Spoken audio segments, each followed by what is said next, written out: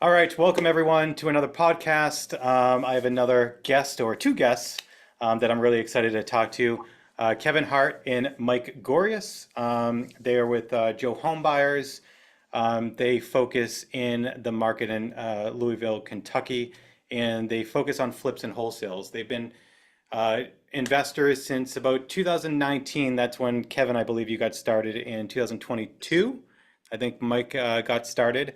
But they're teamed up and they do many deals. And a lot of them are from direct to seller marketing. So we're going to dive in to really get the details and see kind of how they operate and focus more specifically on direct to seller marketing. With that said, thanks guys jumping into the podcast. I appreciate it, your time. Yeah, happy to Yeah, be man, here. happy to be Appreciate the here. invite. Excellent. So, as I do with most all of the guests, let's just take us back to when you got started. I know, Kevin, you got started a little bit earlier. So, if Kevin, if you can go first, and then Mike, you can pick it up after. Just like, what even got you interested in real estate investing? What were you doing before? How'd you get started? Take us back to the beginning. Yeah, definitely. So I kind of got an interest in real estate back in college when my fraternity was running a duplex from, a landlord, and we had 10 guys all paying $500 for rooms. And I realized how much money he was making. So I graduated college with an accounting and finance degree, and I quickly realized I hated accounting. So while I sat in my cubicle, I found bigger pockets and was just pretty much reading every forum, listening to every podcast, reading every book possible to learn about real estate. And real estate got put on the back burner for a while. I ended up leaving accounting to go into State Farm sales. So I learned a lot of sales tactics and cold calling through State Farm. Moved back to Louisville to open up a State Farm branch here in Louisville. Did that for a couple years, and then I got super burned out and was just ready for a career change on something I love. And kind of it came back to me like, oh, it's finally time to do this real estate. I've read all these books, listened to all these podcasts. I've been, messing around for 5 years. It's finally time to do something. And so my last year with State Farm, I decided to go flip a house. Found a good deal, kind of told my wife, like, I'm going to try this out. Hopefully it goes well. And luckily it did. Made 30,000 on my first flip, and bought, I think it was 3 or 4 more flips that year, and decided I love this real estate stuff. I'm going to go full force into that, and closed up the insurance business. And here I am 5, 6 years later, full-time in real estate. That's awesome. How did you find your first properties?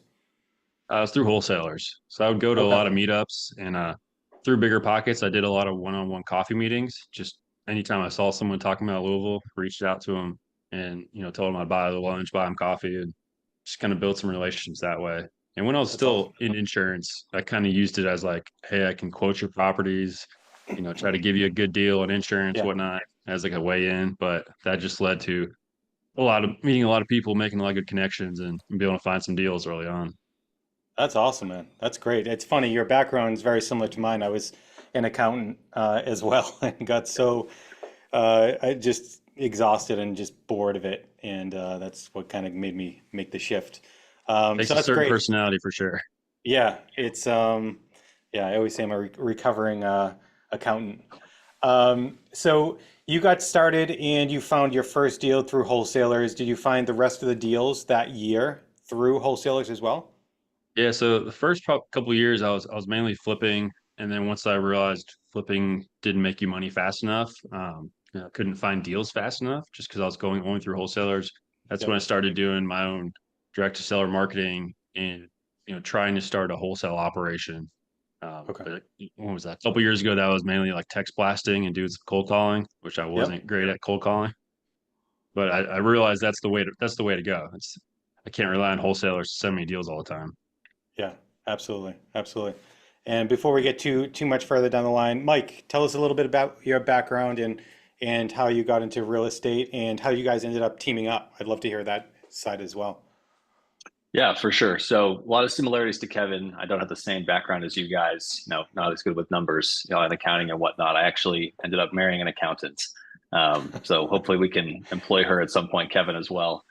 But yeah, so my background, I have about 10 years of sales experience and like recruiting experience for third party, like external and internal companies. So jumping on the phones wasn't a big issue for me. So I found out about, bigger pockets and kind of real estate investing when I had a little bit more spare time during COVID. My company, was thankful enough not to lay anybody off, but the hours did get reduced. So I just found myself reading, listening to podcasts, articles, everything like that. And eventually ended up buying my first duplex about a couple of years later. I think it was about middle of 2022. And that was an on-market duplex. And then I later bought my first flip that same year. And then 2023, I did about, I think like 6 different wholesale deals.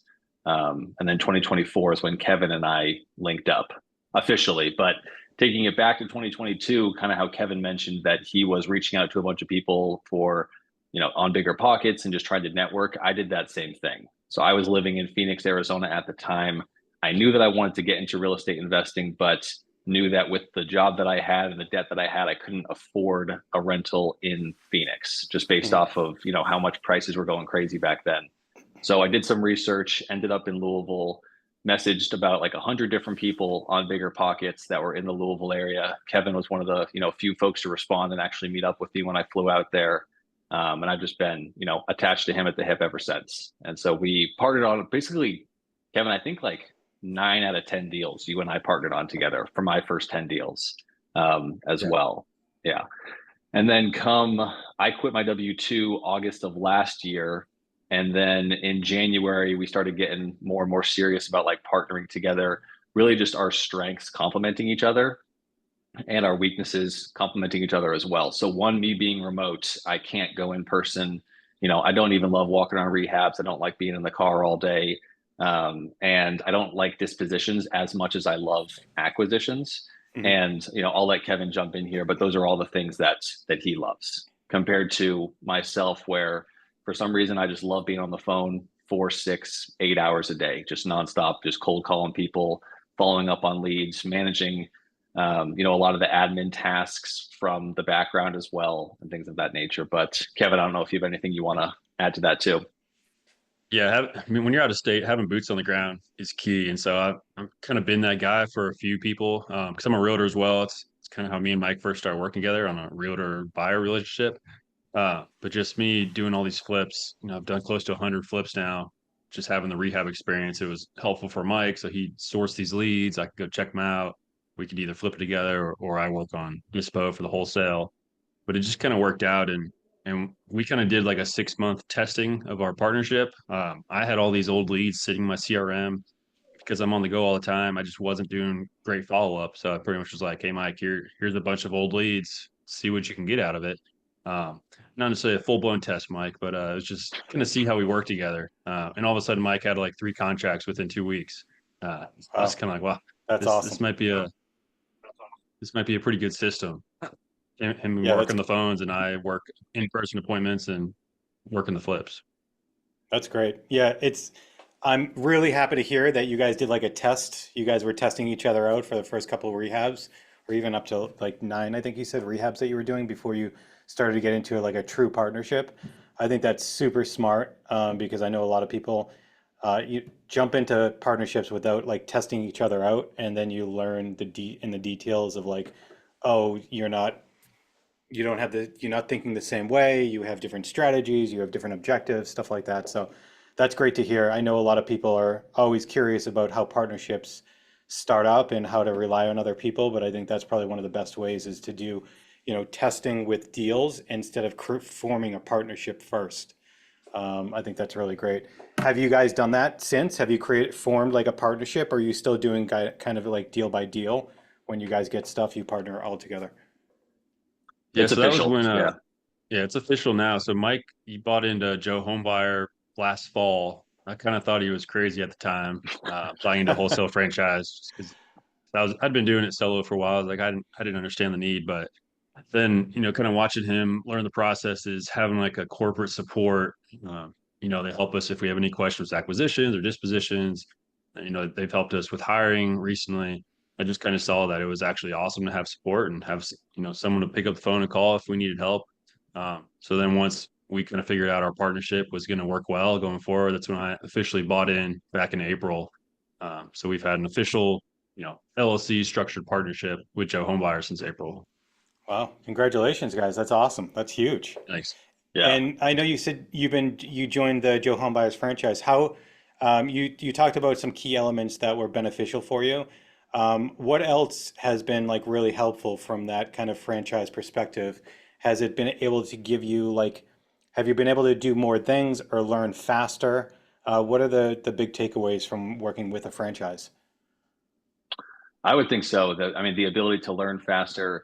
I like to describe it as a mentorship on steroids, and you got to be careful with that because I mean, I guess there are tons of mentorships out there where the mentor is not the right person to be mentoring anyone. They don't have Sure.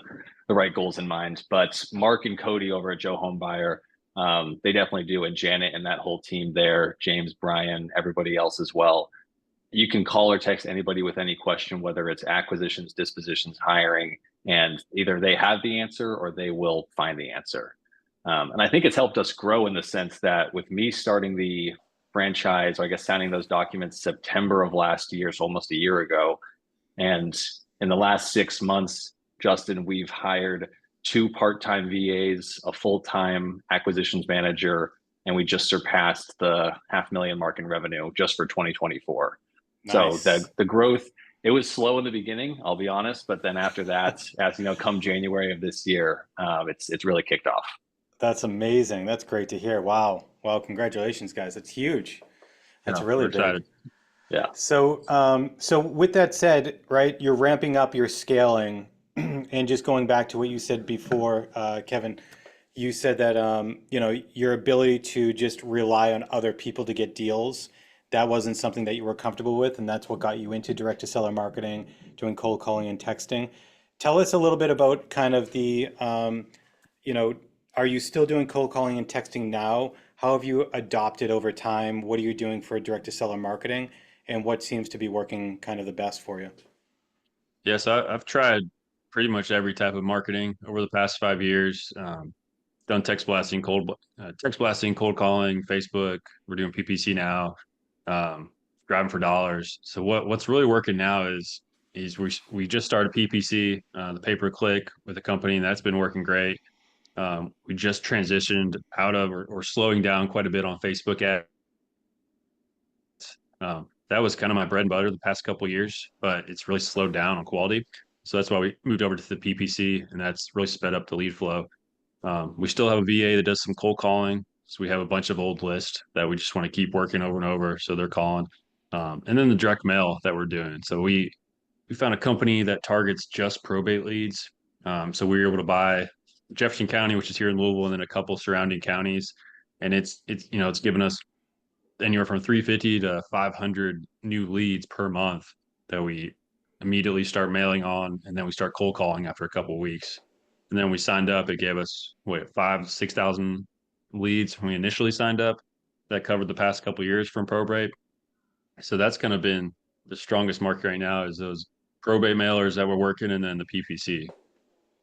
That's great. That's great. So with that said, so right now you're doing PPC, direct mail. Those are kind of two of your primary Mhm. deal flows. Correct. Okay. Yeah. And you mostly focus on probates and driving for dollars and stuff like that. Do you have other lists that you're focused on? And then how do you split out? So PPC, I'm assuming that you're just finding an audience, right? You're just marketing to an audience, and all of your lists and leads that you're actually pulling, that goes into direct mail. And then if they don't respond off your direct mail, it sounds like you're cold calling as well. Is that the strategy? Yeah, we have the cold caller that's just calling all those old lists that we've had from Mike and some of my old lists. And that could be anything from the vacant, tired landlords, like your traditional wholesale list. But we've just come to realize that the inbound, like the true evergreen marketing they're calling you for help Mhm. is have been the best leads. So there may Yeah, be less than if we were cold calling and doing other stuff, but people calling us from direct mail and then people submitting their information on our website from the PPC has just been much higher quality of leads than if we just sit there and dial all day long. right, right, absolutely. And what is just behind the direct mail strategy and even like the conversations that you have, especially with probates, because I know some people do probates and they're like, how do I talk to people? Should I mention that we understand the situation that they're going through. So what is your strategy in talking to them? Do you keep it very like general and neutral and not really bring it up? And through conversation with the seller, you're like, hey, why are you looking to sell? And then you get into the understanding that it is a probate, or do you let them know, hey, I understand it's a probate, somebody passed away, and you're looking to sell the property? You can talk on that a little bit. It's the former, like you mentioned. So, yeah. So they come in and we just ask a lot of, I'll pick up the phone and it's asking a lot of open-ended questions. You know, we do get the question a lot of, why are you mailing us? How did you get this contact info? Hmm. And, you know, we're semi-transparent with them and say that we're driving around Louisville and we're making offers on a lot of different homes. And we thought that you just might be one that, you know, wanted to get an offer. Because I don't ultimately want to put someone in an awkward position or have them talk about something they're Yeah. not ready to talk about. So the goal really is to build that relationship and be there to help them out of a situation if they decide they need that help. And so if and when they're ready, they'll tell us that, yeah, you know, and to be honest with you too, Justin, it's usually within the first like 60 seconds. They're just like, yeah, you know, it's sucks that it happens. And, you know, my dad passed away a year ago and the house has been sitting vacant. So Hmm. I need to get this thing off my hands because the city's breathing down my neck and we've got $5,000 in liens and I'm behind on the mortgage and so on and so forth. Yeah. So that's where we can then jump in and provide that expertise.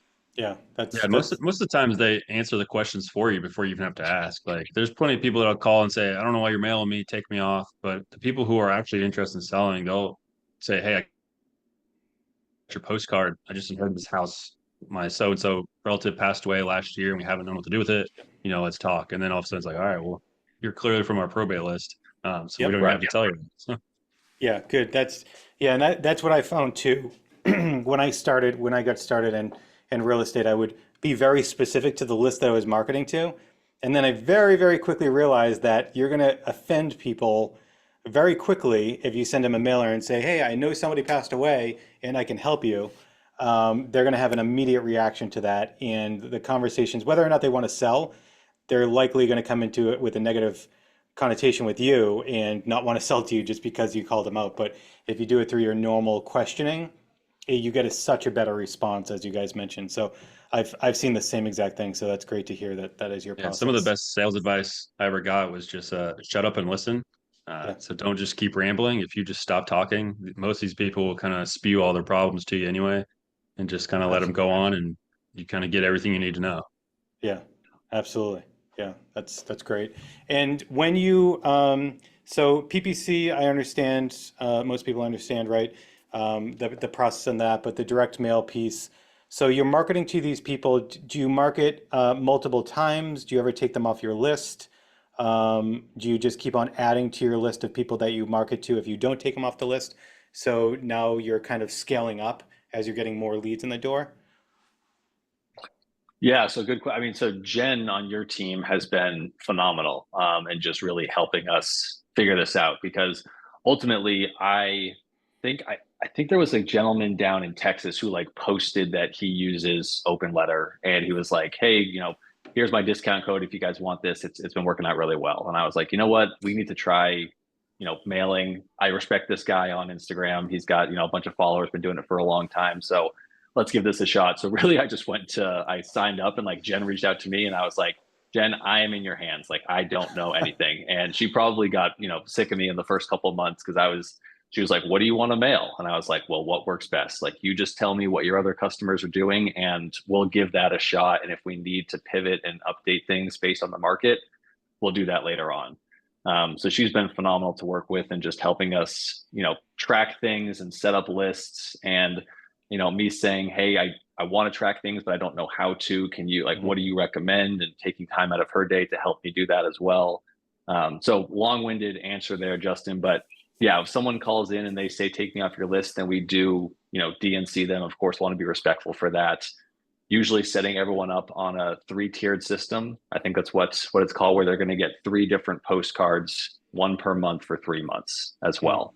And what really changed things for us too is putting offers on those postcards.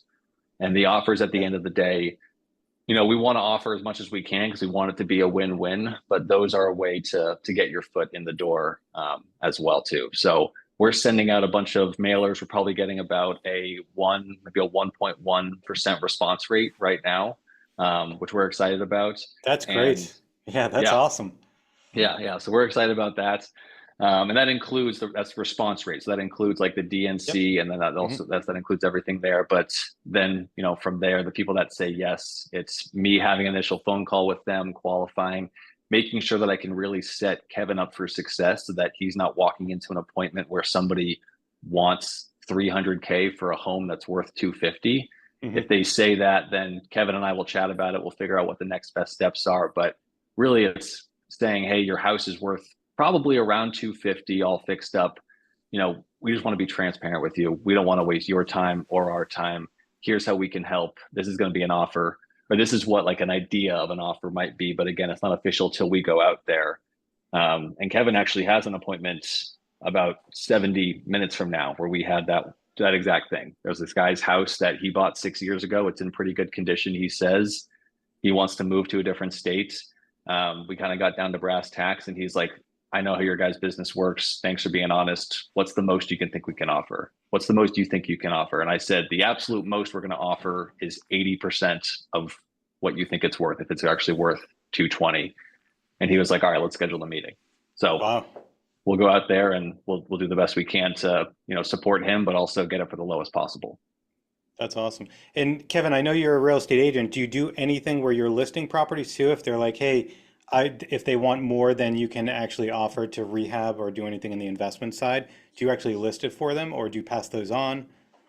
Yeah, I've done a few listings like that. So kind of how we treat it is, since I have that ability to list properties for people, we kind of go in and be like, well, here's your cash offer. And I like to explain how I got to that number so that we're fully open and transparent, which also helps as being a realtor. I don't want to get in trouble. I don't want people to report me. So the more open I can be with why our offers that way, the better. So it's kind of like, here's your cash offer for my investment company.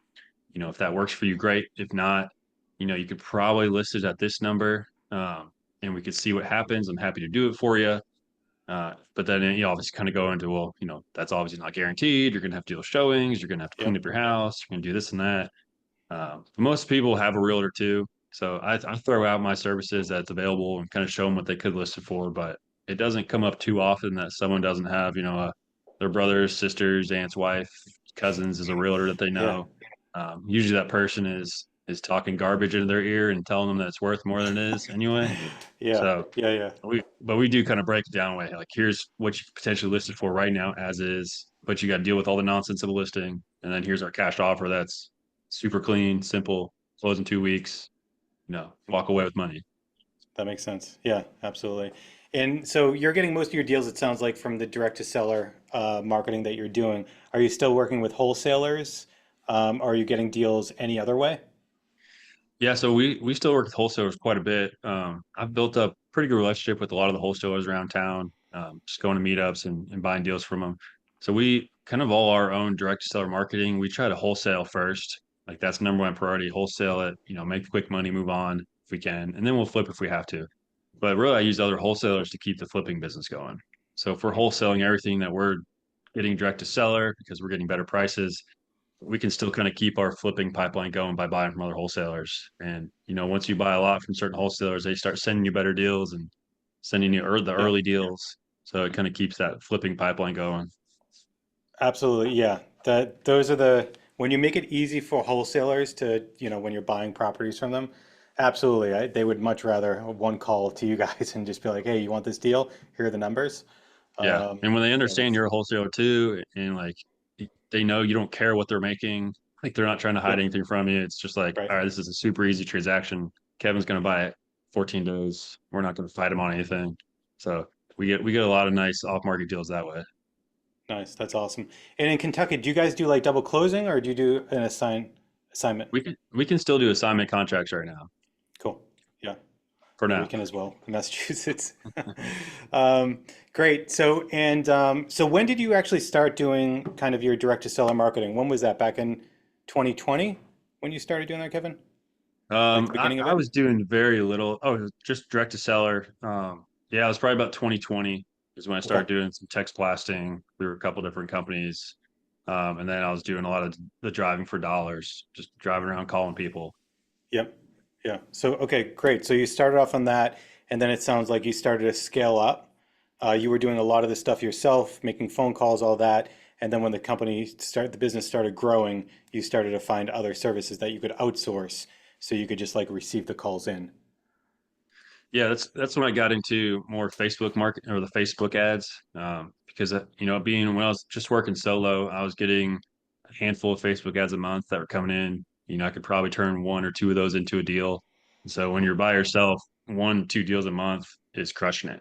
Mhm. And I wasn't having to spend a ton of time calling and doing this and that, but I still got to the point, like I mentioned, where all these old leads, after I call them a few times, they were just kind of sitting there and they were right for the picking, just no one was working them. And that's kind of where Yeah. Mike stepped in and started calling all these old leads. That's great. That's amazing that you found each other and you had him call, and then he actually got a bunch of deals off of it. Because man, it's so amazing to see like you're spending all this money, you're doing what you can, you have so many other things going on, and then you naturally can't get to everything. So those tend to fall off the list. You can't follow back up with leads that you curate. And then Mike comes along and he gets 3 deals right off the bat of stuff that you've already paid for. So that's amazing. That's such an Yeah, easy like beginning to a relationship right there. and that's where our partnership with Mike being out of state and me being here local, that it forced us to naturally make him the acquisitions and me be dispositions. Mhm. So there was no confusion there that he was working the phones, I'm out in the field. And so it just made it really easy. That's great. So what's 2024? You mentioned, I think you just hit the 500,000 mark, right, in Yep. revenue. So what's the goal for this year, and how does that compare to like last year for you guys? Well, my goal was 500,000, so now we got to think of a new Wow, goal. that's amazing. You hit Yeah, your year mark halfway through the year, pretty yeah, much. yeah. So pretty much, yeah. So, and that's funny. Kevin and I were actually just chatting about that this morning, of like figuring out what the end of the year goal is and going forward to 2025. So, Kevin, anything you want to add to that too? Yeah, next year definitely million is on the table. That's the goal.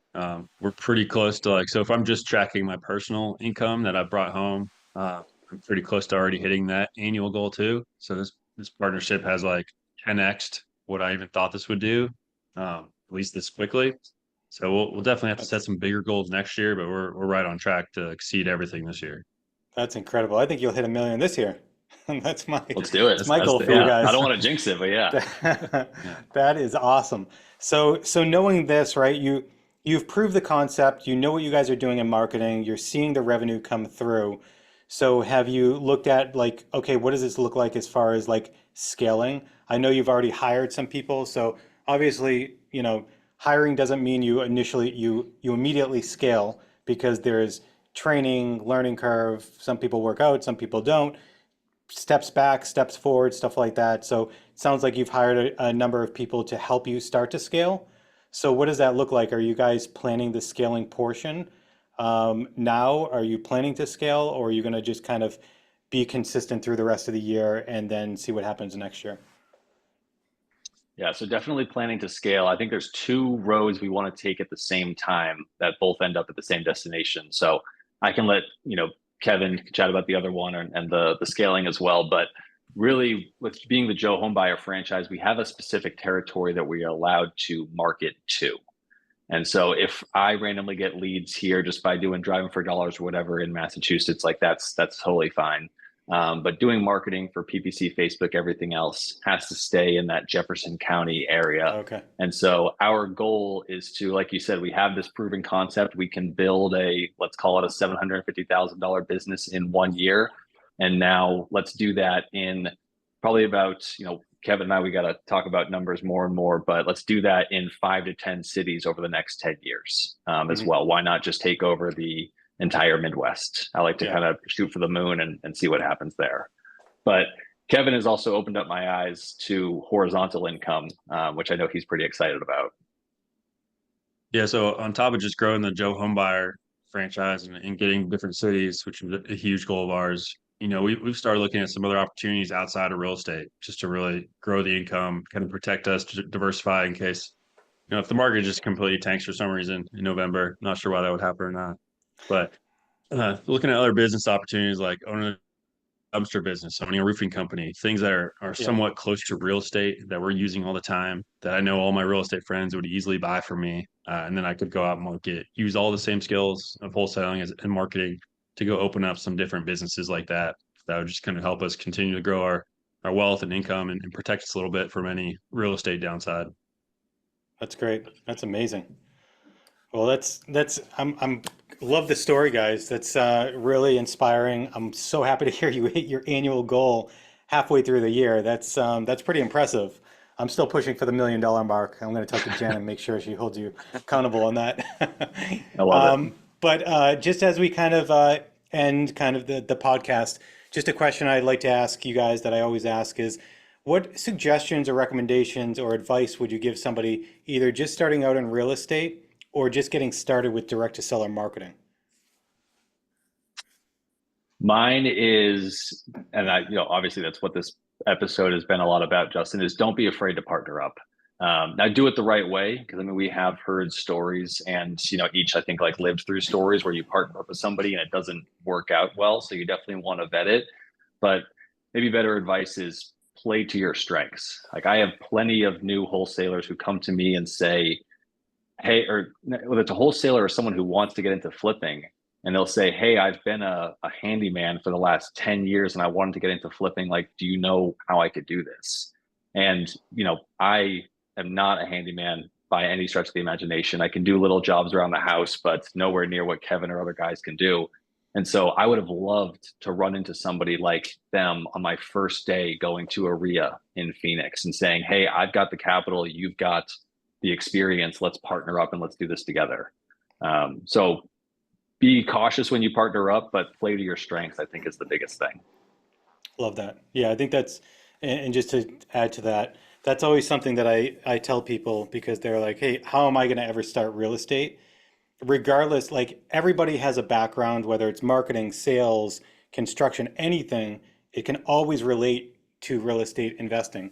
Like even a random one too, like I used to be a personal trainer. And so I used to talk to people. So whether or not I realize that's great sales ability, like I understand how to listen to people, how to talk to them, that will help me to talk and get sellers more comfortable, build rapport, all that stuff. So absolutely, I think everyone has contributing factors to get started into real estate. And like you said, just use it to your advantage. Anything you want to add to that, Kevin? Yeah, 100% agree with that. Partnerships, I think, is the way to go. Doing JV agreements is the way to go when you're first getting started. Hmm. If you bring a deal, there's plenty of money out there. Like if it's a good deal, there's someone that'll buy it from you or someone that'll partner with it. But one of the big things I see with newer wholesalers is they're so focused on wholesaling, they're blind to like all the other exit strategies. So like for us, we don't consider ourselves really a wholesale company or a house buying company because if we get a good deal, it could be a wholesale, it could be a flip, it could be a wholesale, it could Hmm. be an MLS listing, it could be a variety of things, a rental. And I just see a lot of these new younger wholesalers, they'll throw a lead away if they can't wholesale it, but it could have been a good flip for you. And you could have just made 20, 30 grand, put back into marketing to find more deals, but yet they threw it away. So just kind of keeping your eyes open that there is a variety of exit strategies and wholesaling is not the only one that you should be focused on. Absolutely. Yeah, 100%. I completely agree with that. Well, guys, thank you so much. I really appreciate your time. I think that's all we have for this podcast, but I hope you guys enjoy the rest of the day. You too. Yeah, it's been It was great. fun. Thanks, Justin. Thanks, Ben. Thank you. See you.